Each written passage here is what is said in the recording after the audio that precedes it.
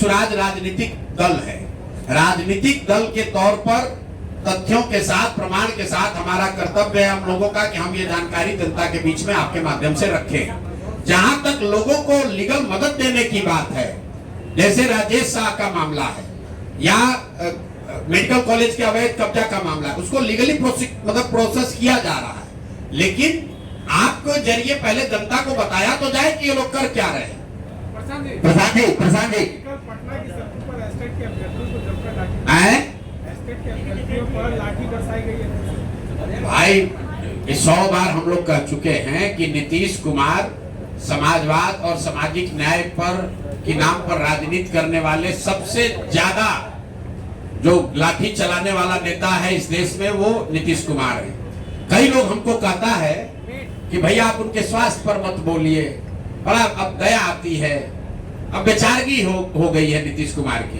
कभी कभी हमको भी लगता है, मेरा बहुत मधुर संबंध रहा है उनसे, कि व्यक्तिगत तौर पर उनको अब हम क्या बोले, शारीरिक मानसिक तौर पर थक गए हैं। लेकिन हर 2-4 दिन पर जो घटनाएं होती हैं वो झकझोर देती है। कल आपने देखा एक नए बच्चे को, 20-22 साल के एक बच्चे को पुलिस वाला वर्दी में जूते से, पैर से, जूता से उसको मार रहा था।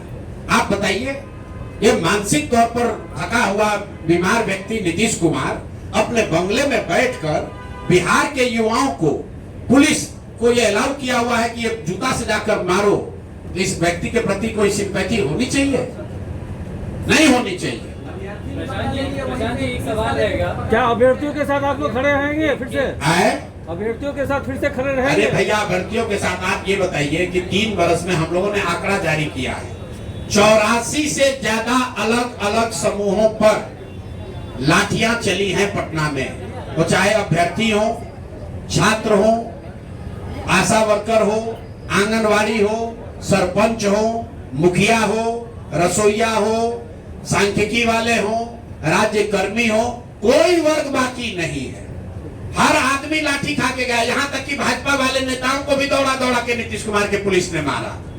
और फिर भी ये भाजपा वाला इतना डरपोक है कि सत्ता के लालच में, कुर्सी के लालच में, यही केजरीवाल जी को पीट पीट के यहाँ पर डाक बंगला में लाल कर दिया था, और अभी नीतीश कुमार को भगवान बता रहा है। क्यों? सत्ता का लालच है। प्रशांत जी, जो आप आरोप लगा रहे हैं, हम आरोप को नहीं लगा रहे। कौन? प्रशांत जी इधर प्रशांत जी इधर जो आरोप आप लगा रहे हैं, कायदे से आरोप लगाया? कायदे से ये आरोप तेजस्वी यादव को लगाना चाहिए, क्योंकि विपक्ष के वो नेता है। और तेजस्वी यादव कहते हैं कि दिलीप जायसवाल जो है उनके मामा है। तो क्या शीर्ष नेतृत्व के नेताओं का रिश्ता क्या बताता है कि भाजपा जो है वो आरजेडी की भी टीम है? देखिए, आज जो भाजपा, मैंने पहले आपको कहा, उसका जो भी नेतृत्व है, सम्राट चौधरी कहाँ थे? वो लालू जी राजद से ही तो निकले हुए हैं। कम उम्र में मंत्री बनाना, विधायक बनाना सम्राट चौधरी को किसने बनाया? यही तो राजद के लोगों ने ही तो बनाया। दिलीप जायसवाल कहाँ की राजनीति करते थे? ये सब राजद के उपज हैं। तो सब एक ही विचारधारा, एक ही तरह का लूट मार करने वाले तो लोग हैं। ये कोई गंगा से थोड़े, गंगोत्री से थोड़े ना निकले हैं, ये सब राजद वाले गंगोत्री से ही निकले हैं। तो जैसे जिसका जैसा उद्गम है वैसा ही उसका स्वभाव है, वही काम करता है। डॉक्टर लोग असुरक्षित बता रहे हैं कि बिहार में हम लोग असुरक्षित हैं, और मुख्यमंत्री का भैया डॉक्टर सुरक्षित है कि नहीं, इसकी चर्चा हो रही है। चिंता ये होनी चाहिए कि बिहार के 13 करोड़ लोग असुरक्षित हैं। जब कोविड में आपके लोगों को दवा नहीं मिला, पैरासीटामोल, ऑक्सीजन नहीं मिला, तब बिहार के स्वास्थ्य मंत्री करोड़ों रुपए का फ्लैट दिल्ली में खरीद रहे थे, और मदद कौन कर रहा था? दिलीप जायसवाल। अब वो चर्चा का बात है। डॉक्टरों की सुरक्षा होनी चाहिए, वो तो रहेगी।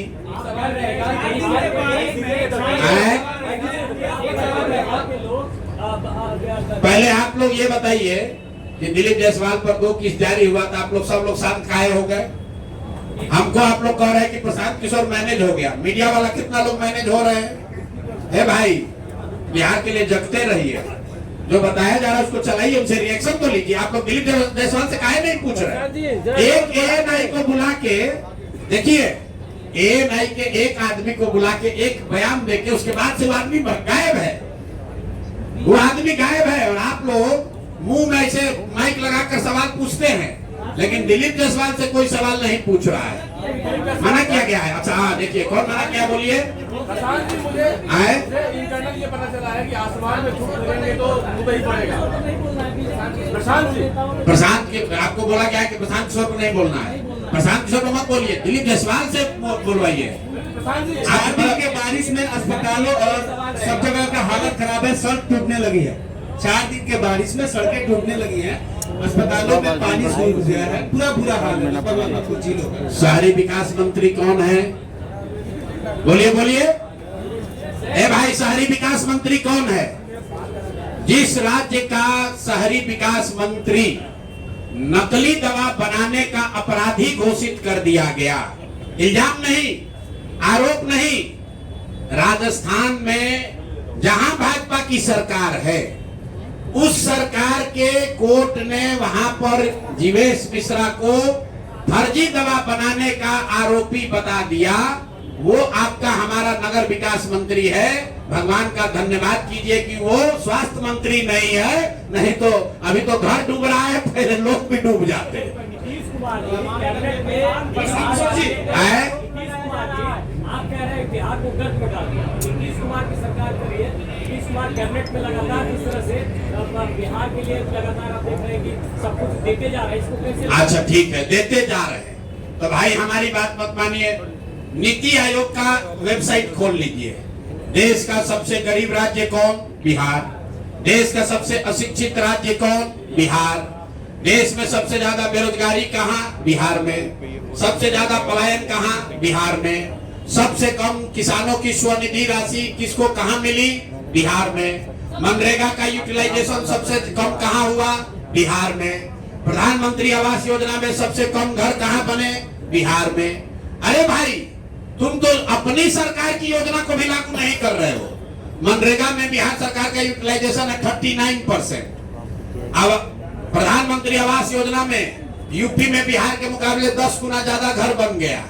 किसानों को जो 6,000 रुपया मिलता है, 2,000 रुपया, उसमें पूरे देश में पर कैपिटा बेसिस पर सबसे कम किसानों को बिहार में मिल रहा है पैसा। क्यों?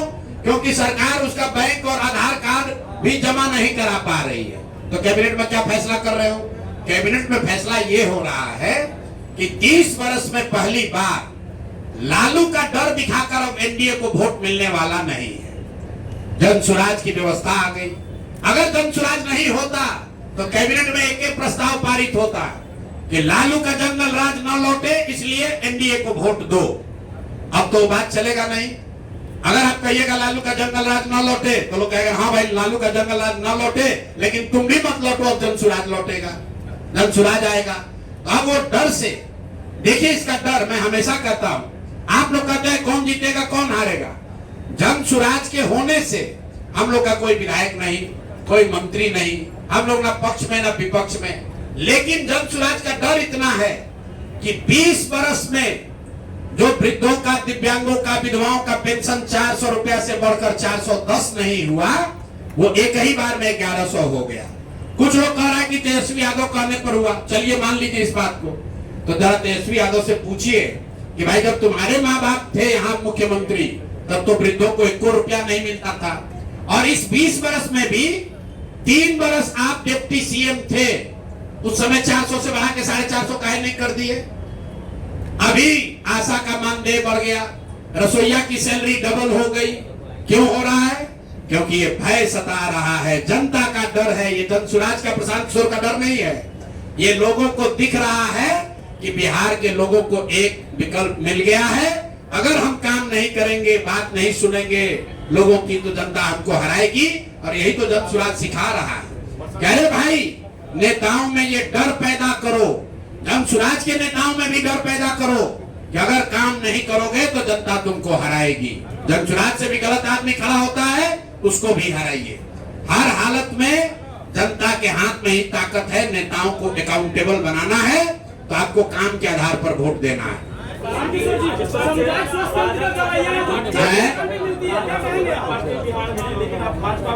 हो गया यार। क्या इसका मतलब ये है कि आप ये मान लिए हैं कि एनडीए सरकार बनने जा रही है बिहार में?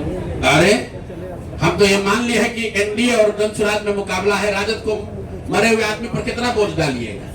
वो अपने खत्म है दल। भाई वीरेंद्र यादव के बारे में भी अरे भाई वीरेंद्र यादव को हम काहे बोले? जो यहाँ पर सत्ता चला रहा पहले उसको पकड़े। मान लीजिए भाई वीरेंद्र यादव ने गलती किया तो सत्ता में जो बैठे लोग उसको काहे नहीं अरेस्ट किया? उसको अरेस्ट करना ना चाहिए था। भाई वीरेंद्र ने मान लीजिए कि गाली गलौज किया तो जो सत्ता में बैठा है उसको जाकर अरेस्ट करना चाहिए था। क्यों नहीं अरेस्ट किया? हम लोग तो पहले कह दिए कि दिलीप जायसवाल जो भाजपा के प्रदेश अध्यक्ष हैं और राबड़ी देवी के मुंह बोले भाई है, वो बतवा नहीं सुन रहे हैं। राबड़ी जी ने कहा कि हमारे भैया हैं, दिलीप जायसवाल हमारे भैया हैं, तो आप तो सुदर्शन न्यूज के हैं। अरे भाई कभी कभी भी तो चलाइए मेरे भाई।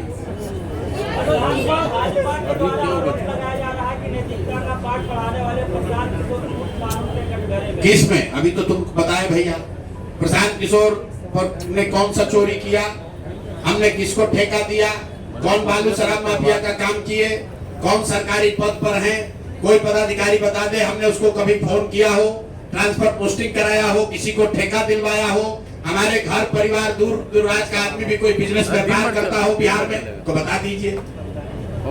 भाई आप ये कह रहे हैं कि बात बिहार की जो आप चलाते हैं, एक डमी लड़का शशांक खड़ा हुआ कहा कि ये प्रशांत किशोर से पहले ये सोच हमारे दिमाग में आई थी। तो भैया मोदी जी जो भाजपा वाला हमको कह रहा है, भाजपा वाला से जरा पूछिए कि मान लीजिए एक बार को कि प्रशांत किशोर चोर है, नैतिक आदमी, इनमें मोरालिटी नहीं है, तो आपके सर्वमान्य नेता मोदी जी ऐसे आदमी को अपने घर में रखकर इनकी मदद ले रहे थे। अरे ये भाजपा के नेताओं को इतना भी नहीं समझ में आ रहा है। जरा पूछिए तो जाकर मोदी जी से कि सर ऐसे आदमी को जो कि नैतिक रूप से गलत है, उसको आप इतना बड़ा देश का नेता है, आप प्रशांत किशोर का मदद काहे ले रहे थे? प्रशांत किशोर को साथ में क्यों रखे थे?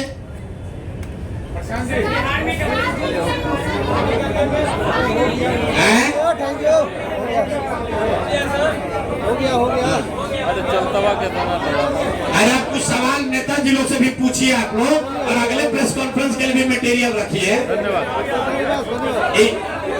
आप जिसको सुनिए, जिसको एक पेपर चाहिए, जिसको पेपर चाहिए आकर हमसे शाम तक पेपर ले लीजिएगा ताकि बढ़िया से इस पर स्टोरी हो सके।